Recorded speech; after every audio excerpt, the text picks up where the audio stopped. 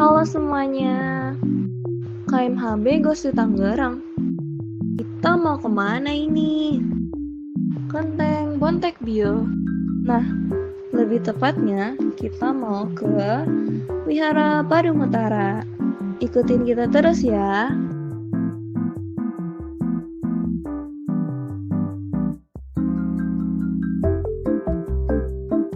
Kita sudah sampai nih di Dhammasala Wihara Padang Utara.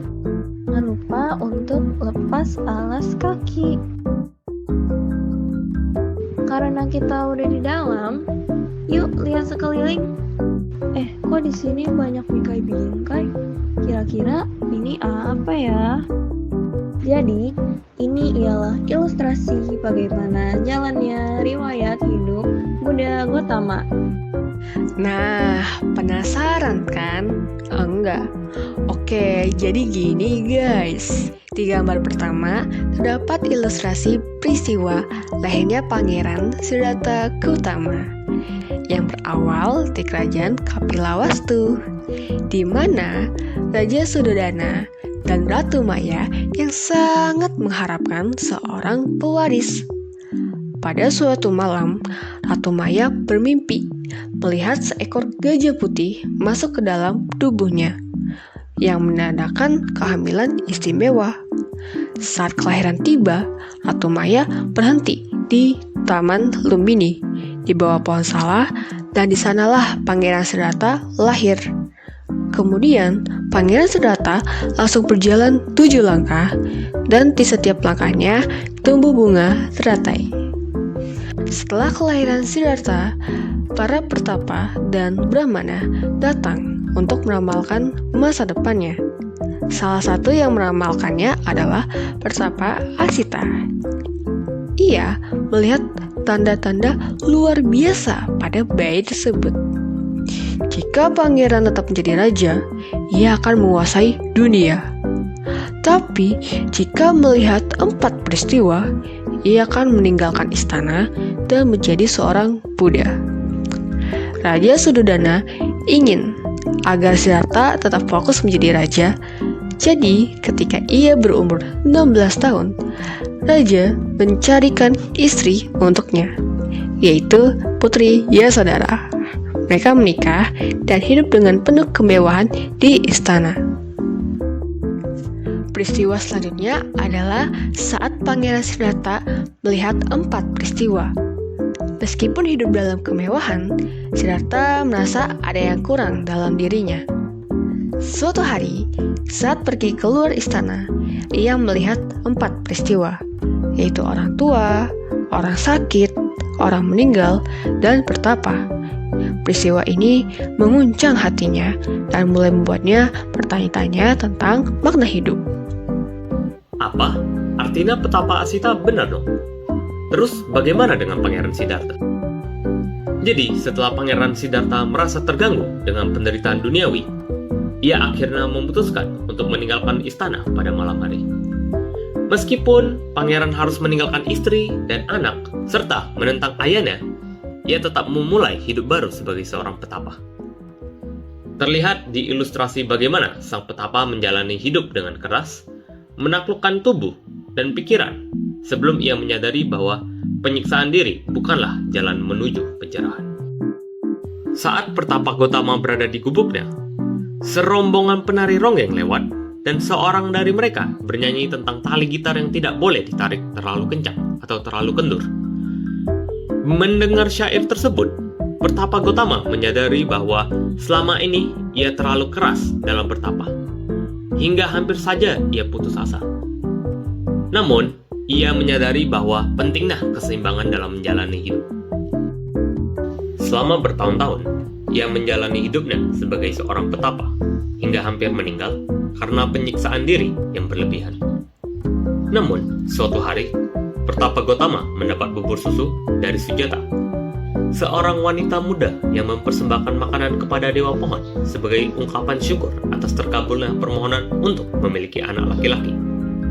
Lalu, pertapa Gautama memberitahunya bahwa ia bukanlah seorang Dewa Pohon, melainkan seorang petapa Ia menjelaskan bahwa pemulihan ini mengingatkannya pada pentingnya keseimbangan tubuh dan pikiran dalam pencarian spiritual.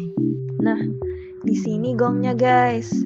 Setelah meditasi mendalam di bawah pohon Bodhi, Pertapa Gotama mencapai pencerahan sempurna menjadi Buddha Gotama.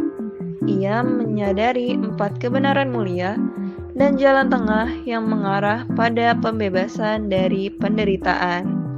Kemudian, usai mencapai pencerahan sempurna, Buddha membabarkan Dhamma untuk pertama kalinya kepada 5 orang pertapa yang dulu adalah teman sejawatnya. Ajaran ini dikenal dengan Dhammacakkappavattana Sutta yang mengajarkan tentang 4 kebenaran mulia. Kelima pertapa ini pun mencapai pencerahan dan menjadi arahat. Sekarang, peristiwa ini kita rayakan dengan Hari Raya Asada. Di gambar ini terlihat perkumpulan para biku, lebih tepatnya 1250 biku yang datang tanpa pemberitahuan, yang dimana setiap biku adalah siswa yang ditahbiskan sendiri oleh Sang Buddha, di mana Buddha Gotama membabarkan tentang Owada Patimokkha. Dan kemudian peristiwa ini sekarang diperingati dengan Hari Raya Magha Puja. Pada gambar terakhir, tibalah saat Buddha Gotama memasuki parinibbana di Kusinara. Setelah memberikan ajaran terakhir kepada murid-muridnya, beliau wafat. Ini menandai berakhirnya hidup Buddha. Namun, ajarannya tetap hidup dalam sangga. Tidak melupakan bahwa 3 peristiwa yang telah disebutkan, yaitu lahirnya Bodhisattva, saat Buddha mencapai penerangan sempurna, dan Buddha Parinibbana dirayakan pada hari Trisuci Waisak. Biasanya diadakan kebaktian untuk memperingati hari besar. Tapi di luar itu, umat Buddha juga rutin melakukan kebaktian di wihara loh. Di wihara, kebaktian terbuka untuk semua kalangan, mulai dari anak-anak, remaja, hingga orang dewasa dan umum. Yuk kita lihat gimana sih jalannya kebaktian. Pertama, tentunya setelah melepas alas kaki di depan Dhammasala, umat akan mengambil buku doa dan matras yang telah disediakan.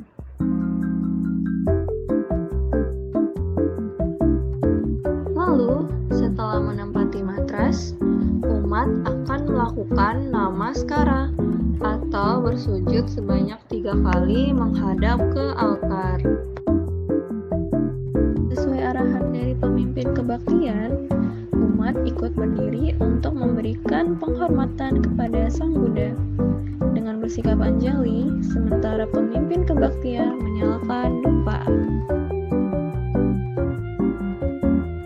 Yang berlanjut dengan membacakan parita dan sesi meditasi.